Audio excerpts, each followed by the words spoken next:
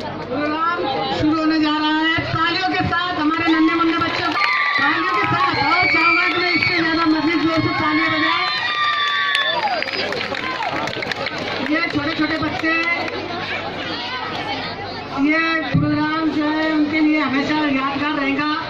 मुट्ठी में क्या है, मुट्ठी में क्या है, नन्हे मुन्ने बच्चे तेरी मुट्ठी में क्या है।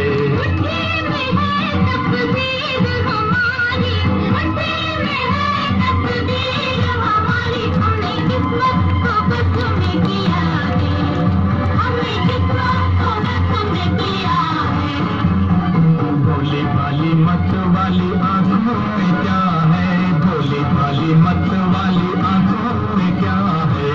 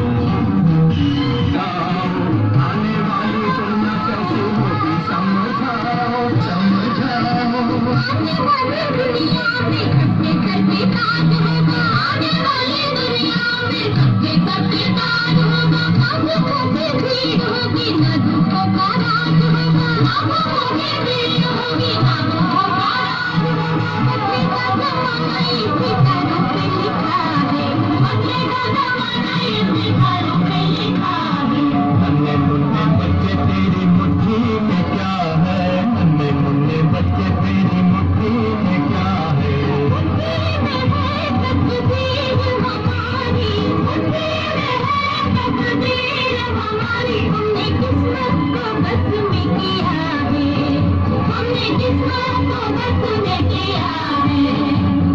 नन्हे मुन्ने बच्चे तेरी मुट्ठी में क्या है, नन्हे मुन्ने बच्चे तेरी मुट्ठी में